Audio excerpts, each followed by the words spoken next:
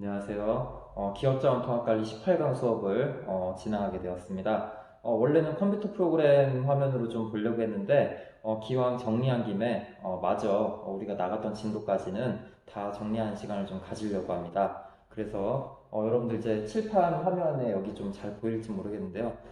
좀 나름대로 좀 다시 한번 정리를 하는 시간을 좀 가지도록 하겠습니다. 우선 교과서를 여러분들 이제 31페이지부터 좀 마저 나가도록 하겠습니다. ERP의 이제 구축 절차인데요. 형광등이 좀 반사가 돼가지고 잘 보일지 모르겠어요.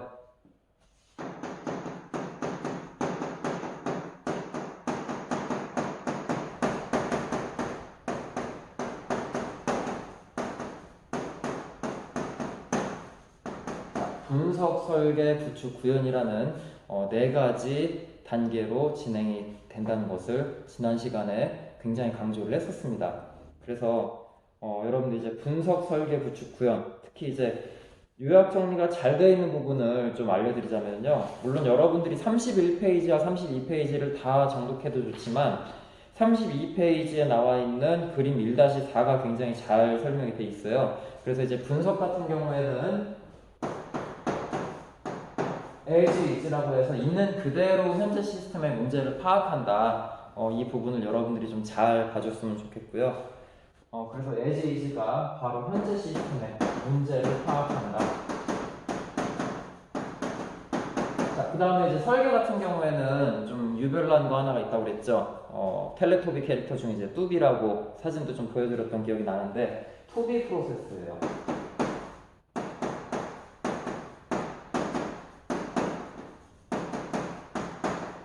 선을 이렇게 좀 그어놓을게요. 투비 프로세스에 대한 내용이 나오면은 무조건 설계다라고 좀 알 수가 있고, 그 다음에 이제 커스터마이징이라는 게 있습니다.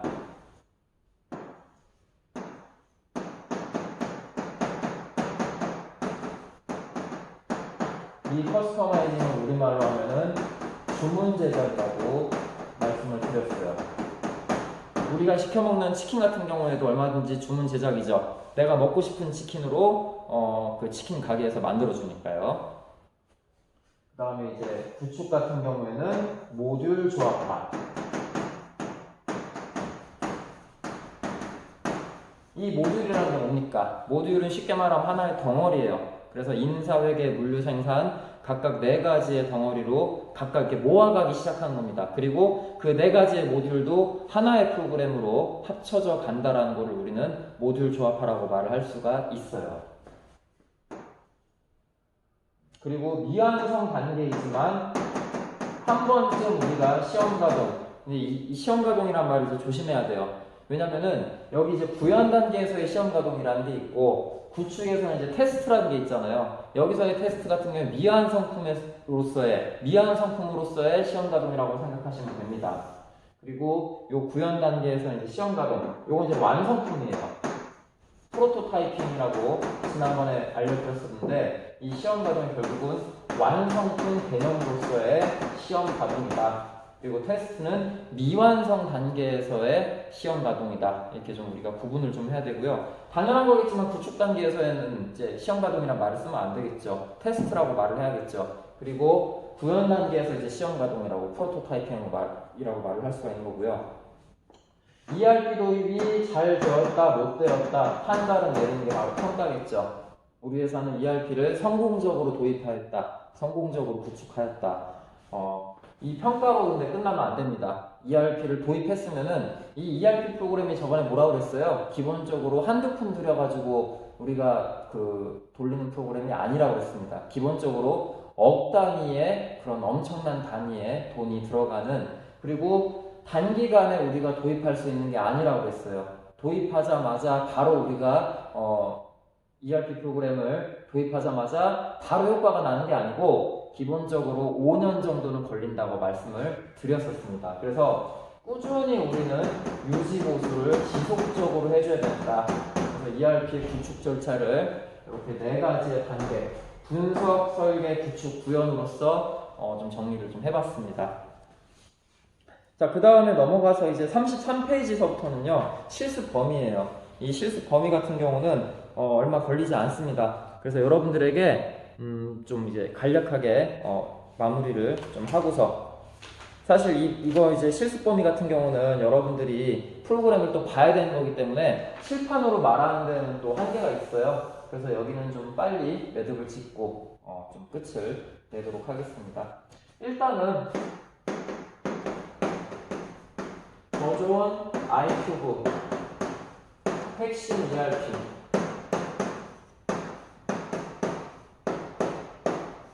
프로그램 이름 참 길죠. 그래서 이제 그냥 선생님은 줄임말로 더 좋은 ERP라고 하는데요. 이 핵심 ERP 책에는 또 핵심 ERP라고 써있고 나는 이제 시험 문제에다가 그냥 더 좋은 ERP라고 하는데 회사 이름이 좀 더 들어간 게 나으니까 더 좋은 ERP가 나은 것 같아요. 그래서 이 더 좋은 ERP를 처음 실행할 때 선생님이 요 16강 이후에 17강 수업을 한번 봤어요. 동영상을 봤는데 칠판 글씨가 조금 작아 보이더라고. 그래서 이제 이번 18강 수업에는 글씨 크기를 좀 늘려봤습니다. 그래도 또 혹시라도 만약에 잘 안 보이고 그러면은 댓글란에다가 글씨가 작아요. 또는 뭐 내 목소리가 작다 그러면 목소리가 작다. 뭐 이런 걸 좀 댓글로 남겨주시면은 얼마든지 좀 수업에 적극적으로 반영을 좀 하겠습니다.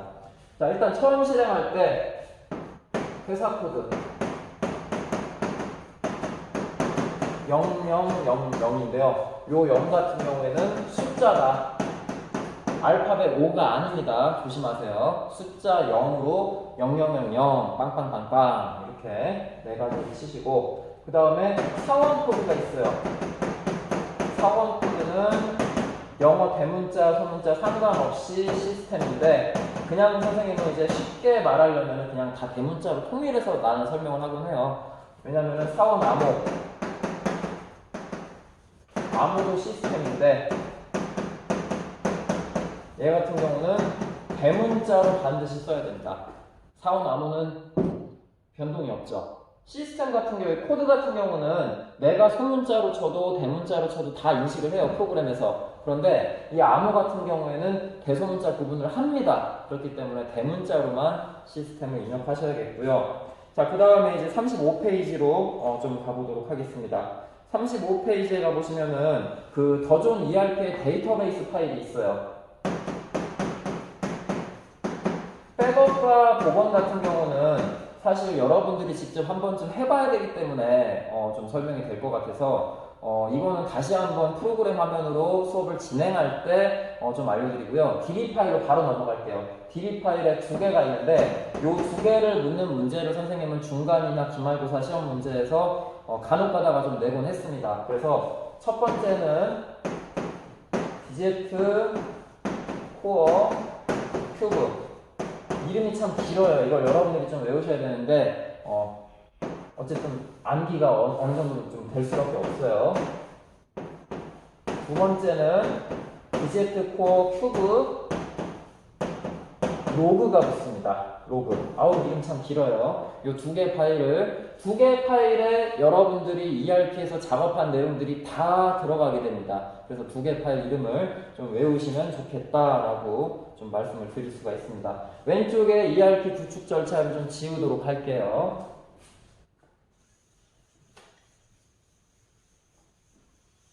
실무 과정은 아무래도 프로그램을 보면서 작업하는 것이고 지금 하는 건 여러분들에게 그냥 이제 요약 정리를 하는 거기 때문에 이제 얼마 안 남았습니다. 36페이지 지나가고 37페이지서부터 이제 우리가 본격적으로 좀 작업을 할게요. 사실 ERP, 더 좋은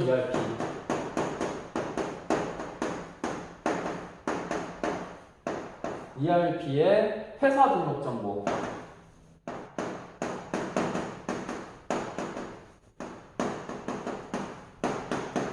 순서가 되게 단순합니다. 왜냐면은 첫 번째가 회사 등록이에요. 회사 등록할 때 여러분들이 참고해야 되는 부분이 바로 38페이지 지금 스크린샷 화면이 여기 38페이지에 보시면 나와 있거든요. 38페이지에 보시면 미래전자인데 이 회사 등록을 할 때 우리가 또 잊지 말아야 될 부분 더 좋은 ERP 화면에 색깔 정리된 부분이 있어요. 그래서 흰색은 선택 입력. 내가 입력하지 않아도 다음 단계를 진행할 수가 있다. 분명히 말씀을 드렸었고요. 그 다음에 노란색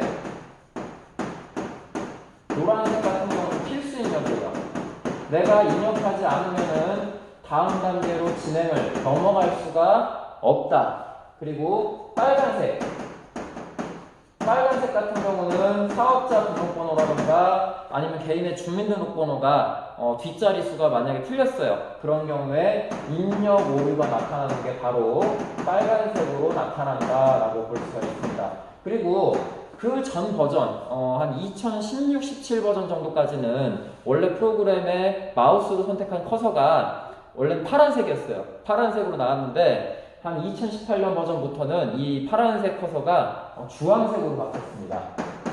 경우에 따라서 그냥 빨강으로 보이기도 하는데 자세히 이제 좀 알아보니까 주황색이더라고요. 이 주황색이 바로 현재 선택한 커서가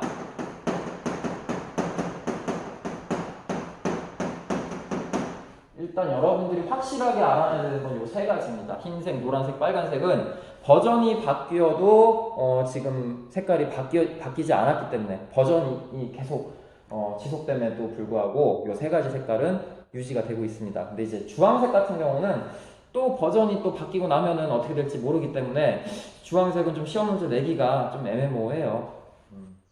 그리고 이제 사업장 등록.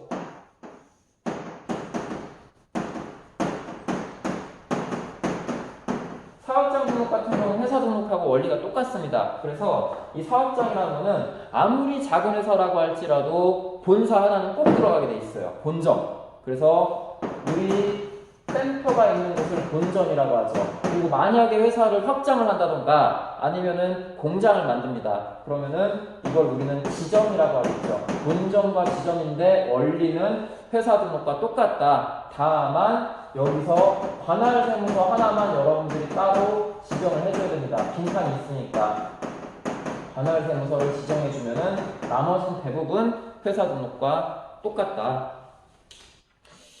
그 다음으로 봐야 되는 게 이제 우리가 부문과 부서 등록인데 일단 세 번째 여기 아래 칸이 되니까 매뉴일은 부서 등록이에요. 그래서 뭐 영업부라던가 격리부라던가 뭐 생산부 여러 가지 그런 부서가 있겠죠. 학교로 예를 들어도 뭐 여러분들 뭐 교무부도 있고 연구부도 있고 우리 과가 속해 있는 금융회계과부도 있고 여러 개가 있는데 이 부서 등록 같은 경우는 여러분들이 조심해야 될 게 한 가지가 있습니다. 바로 부서 등록부터 입력을 하게 되면은 나중에 가가지고 뭐 하나가 막힙니다. 그게 뭐냐? 지난 시간에 수업할 때 기억하시는 분들은 아마 기억하실 텐데 바로 부문이에요. 부문. 요 부문이 입력되지 않으면은 부서 등록을 완전히 작업을 할 수가 없습니다. 그래서 부문 등록부터 작업해라. 이거 중요합니다. 이게 안 되면 여러분들 다음 진행이 안 돼요. 자, 오른쪽에 여러분들 더전 IQ 섹션이 할 때 처음 실행했을 때부터 DB 파일 이거 지워도 되겠죠? 다 이거는 정리됐을 거라고 생각을 하고요. 지금 이렇게 칠판으로 따로 정리하는 이유가 뭐겠어요, 여러분들? 굳이 선생님이 이렇게 얼굴이 나오면 창피할 텐데, 물론 이제 나는 뭐 창피하다고 생각했으면 애시당초 이렇게 하지 않았겠지만, 굳이 선생님이 이렇게 얼굴이 나와가면서까지 내가 정리해주는 이유가 뭘까? 실시간이었으면 사실 이게 여러분들이 좀 대답을 해줬을 텐데, 당연하죠. 여러분 평가 때문에 수업이라는 건 어쩔 수 없지만 시험을 볼 수밖에 없어요. 한 번은. 다행스럽게도 여러분들 다행스럽게도 이 기자 수업 같은 경우는 중간고사가 없습니다. 기말고사만 보면 되기 때문에 수행평가가 60%이고 지필평가가 40%예요. 그래서 여러분들 이제 지필평가 한 번만 보면 되긴 되는데 어쨌든 여러분들 지필평가를 대비해서 이렇게 요약 정리를 해준다라는 거 좀 알고 계시면 되겠고요. 이 사원 등록이 여기가 좀 잘 안 보이죠? 여기가 좀 요즘에다 좀 적어야 될 것 같아요. 보이나? 사원 등록. 사원 등록 같은 경우에 뭐 여러분들 우리 회사 사람들 다 그 개인 명부를 입력하는 거라고 생각을 하시면 되겠죠. 어디냐 나와 있냐면은 42페이지인데 요것도 여러분들 이론 정리할 때 좀 그 기억이 나셔야 됩니다. 회계 입력 방식에 보시면은 그 권한이 나와 있어요. 권한. 내가 만약에 분계를 입력을 합니다. 분계를 만약에 예를 들어서 뭐 좀 보일까 여기 차변에 예상 매출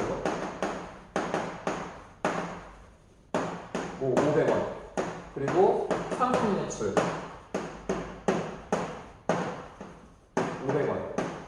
분계를 입력을 하는데 이게 입력돼 있다고 해서 바로 재무제표에 반영하는 게 아닙니다. ERP에서는요. 일반적으로 전산회계나 회계정보 처리 프로그램에서는 내가 입력하자마자 바로 재무상태표하고 손익계산서에 반영이 돼요. 하지만 ERP 같은 경우는 이 작업을 결제 과정을 거치는데 그 결제를 우리는 ERP에서 승인이라고 해요. 승인 과정을 거치게끔 한단 말이에요. 근데 이제 승인 과정을 거치지 않게끔 하고도 바로 반영할 수 있는 그런 권한들도 있고, 그래서 우리가 이 권한 세 가지가 있어요. 미결이 있고, 첫 번째, 그 다음에 두 번째는 승인이 있고, 마지막으로 세 번째 수정이 있습니다. 오늘 그래서 정리를 하는데 사원 등록하고 그 다음에 이제 시스템 환경 설정이나 뭐 사용자 권한 설정 이런 거 이제 나열만 하면 되니까 이 미결 승인 수정 하나만 확실하게 정리하고 좀 마무리를 짓자고요. 그래서 미결 같은 경우는 전표를 만들었을 때 바로 반영이 되느냐, 반영이 안 됩니다. 그래서 미결 전표로 바로 생성이 돼요. 무슨 소리냐? 요 미결 권한 같은 경우는 대부분 회사에서 아랫사람들, 말단 사원들 있죠? 일반적으로 수습사원이라던가 신입사원이라던가 이런 사람들, 업무상 실수가 되게 빈번하게 나타날 수 있는 사람들, 그런 사람들에게 미결 권한을 줘요. 내가 만들자마자 회사 업무에 데이터베이스에 반영을 안 시켜요. 그럼 어떻게 하느냐? 윗사람의 승인을 받게끔 한단 말이에요. 그래야지만 업무에 반영을 시킬 수가 있고, 그 다음에 수정이나 삭제, 내가 만약에 실수했어요 또는 내가 지우고 싶어, 이런 경우에 어떻게 해야 되느냐? 보통 수정 삭제 같은 경우는 승인이 끝났을 때, 승인이 된 상태에서 내가 아차 싶어가지고 이걸 고치려는 거란 말이에요. 그런 경우에는 얘는 승인 해제를 반드시 해야 됩니다. 승인 해제가 필요해요. 풀고 나서 작업을 해야 돼요. 그런 좀 불편함이 있다. 그래서 미결 같은 경우는 대부분 좀 아랫사람들에게 주는 그런 권한이고, 승인 같은 경우는요, 전표를 만들었을 때 바로 내가 승인된 전표로 반영을 시킬 수가 있습니다. 어느 정도는 좀 업무에 자신감이 있는 사람들이겠죠. 뭐 한 최소 대리라던가 과장이라던가 이런 사람들 같은 경우에는 업무에는 어느 정도 도가 튼 사람들이에요. 그리고 중간관리자라는 그런 별명을 가지기도 합니다. 그렇기 때문에 바로 데이터베이스에 반영을 시킬 수 있는 그런 짬이 되는 거예요. 그런데 이 사람들 같은 경우에는 승인이나 해제, 수정이나 삭제 같은 경우는 어떤 경우예요? 아차 싶어가지고 내가 이걸 고치는 거죠. 아니면은 뭔가 좀 바꿔야 되겠다, 그럴 필요가 있을 때 승인 해제 과정을 필요로 합니다. 여기서 말하는 승인 해제라는 거는요, 이 사람들보다도 더 윗사람들의 그런 뭔가 확인 절차가 있어야 된다는 거예요. 대리나 과장 위에 누가 있어요? 차장이나 부장이 있죠. 그런 사람들도 확인을 해서 이 내용을 고치게끔 해주겠다, 그런 거예요. 자, 마지막으로 수정 같은 경우는, 일단 여러분들 이 수정 같은 경우는 전표의 종류가 미결, 승인, 이 두 가지만 있다는 걸 아셔야 돼요. 수정 권한이라고 해서 전표까지 수정 전표가 있지는 않습니다. 그래서 내가 전표를 만들었을 때 바로 승인 상태로 내가 만들 수가 있어요. 그리고 이 수정 권한은 이 세 가지의 권한 중에서 가장 막강한 권한입니다. 그렇기 때문에 거의 대부분 수정 권한은 회사의 최고 경영자 내지 상급 관리자, 이런 사람들에게 주어지는 권한이에요. 그래서 이 사람들은 필요가 없습니다. 수정 삭제를 할 때. 왜냐하면 사장님 같은 경우 보세요. 사장님 같은 경우는 내가 내 맘대로 거의 고치는 경우가 허다하죠. 물론 사실 원칙적으로 그러면 안 되는데, 그러긴 하지만 거의 대부분 그런 상급 또는 고급 관리자들은 별도의 승인 해제 과정 없이 전표를 수정 삭제할 수가 있다. 가장 막강한 권한이라고 볼 수가 있겠습니다. 나머지 작업들은 여러분들이 이제 실무 작업을 좀 그렇게 해왔기 때문에 뭐 일일이 보여주지 않아도 될 것 같고요. 자, 5번의 책의 순서대로 보시면 이제 시스템 환경 설정 나와 있죠. 시스템 환경 설정은 우리가 메뉴 이름에도 볼 수 있듯이 뭐뭐 등록이 아니죠. 왜? 여태까지는 회사 등록, 사업장 등록, 부서 등록, 그리고 사원 등록 다 새로운 걸 만들어주는 거였단 말이에요. 하지만 여기 시스템 환경 설정이라는 건 뭡니까? 내가 옵션을 바꿔주는 거예요. 그래서 새로 만드는 게 아니고 책에 나와 있는 여러분들 43페이지, 44페이지 여기 내용들과 여러분 컴퓨터 화면에 값이 서로 다르다. 뭐예요? 유형 설정 값이 서로 다르면은 그때 바꿔주면 되는 거고, 마지막으로 여러분들 사용자 권한 설정.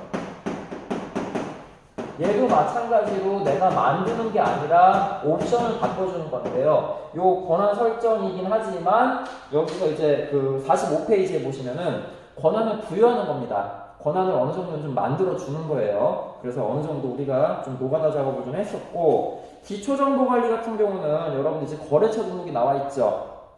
이것도 잠깐 좀 오른쪽을 지워야 될 것 같아요. 그리고 오늘 실험 프로그램 내가 좀 정리한다고 했는데 얼마 안 된다고 했는데 막상 하다 보니까 은근히 좀 양이 되네요. 내가 좀 미안하네 이거. 그래도 어쨌든 정리는 확실하게 18강으로 좀 끝을 내겠습니다.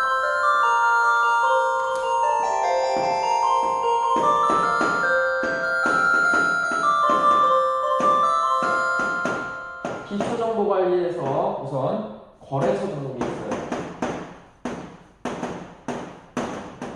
거래처 등록 같은 경우는 여러분들 일단 일반 거래처가 있고요. 그리고 금융거래처가 있습니다. 일반 거래처는 또 4가지로 나뉘어요. 그래서 책에 보시면은 일반, 그 다음에 무역, 주민, 마지막으로 나와 있는 기타. 그래서 가장 흔한 거래처가 일반 거래처라고 보시면 되겠는데요. 필수 입력 사항이 사업자 등록번호다. 그리고 무역 같은 경우는 외국 회사인 경우가 많기 때문에 필수 입력 사항이 없습니다. 주민 같은 경우는 개인이죠. 그래서 개인의 식별번호인 주민등록번호가 있고요. 뭐 기타 같은 경우는 우리가 마땅히 뭐 딱히 할 게 없습니다. 금융 같은 경우는 여러분 이제 금융기관이 있는데요. 굉장히 많이 있는데 금융기관, 뭐 은행이겠죠 대부분. 은행이라든가 뭐 증권회사들 그런 경우가 금융기관이겠고요. 정기예금, 이거 저번에 설명드렸죠. 내가 목돈을 가지고 있으면은 거치식으로 정기예금을 구입할 수가 있고요. 여러분들은 직장인으로서 정기 적금을 만들려고 했어요. 당장 한 달에 학생 때일 때는 한 10,000원씩 용돈을 좀 아껴가지고, 그리고 직장을 들어가면 여러분들이 한 달에 한 10만원에서 20만원 정도씩 한번 적금을 부어보세요. 1년이면 100만원, 2년이면 뭐 200만원 점점 쌓여가는 그런 여러분들의 통장 잔고가 여러분들의 삶을 되게 윤택하게 만들어줄 거예요. 그리고 마지막에 이제 카드사, 신용카드, 요거 조심해야 된다고 그랬어요. 딱 이거는 시간 얼마 없으니까 이제 정리만 하겠습니다. 카드사가 매출용이에요. 우리 회사의 카드 단말기, 기계라고 보시면 돼요, 기계. 그리고 요게 법인카드. 요즘 흔히 유행하는 법카, 아시죠? 그래서 이게 진짜 카드예요. 내가 눈으로 보이는, 딱 좋네, 여기. 눈으로 보이는 요런 카드 있죠? 요 카드가 바로, 법인카드, 신용카드라고 우리가 거래처를 잡을 수 있고요. 카드사 같은 경우는 카드 긁는 기계 있죠? 그런 걸로 우리가 좀 볼 수 있습니다. 나머지 작업들, 뭐 금융거래처 이후의 프로젝트 등록과 관리 내역, 회계 연결, 계정 과목 등록은 이제 컴퓨터 화면 프로그램을 통해서 좀 작업을 하겠습니다. 사실 이렇게 좀 생각보다 시간이 많이 지났는데요. 여러분들 이렇게 온라인 수업 계속 열심히 들어줘서 정말 고맙고요. 수업 시간에 이제 교실에서 만나면은 즐거운 시간 보내도록 노력을 하겠습니다. 예, 수고하셨습니다.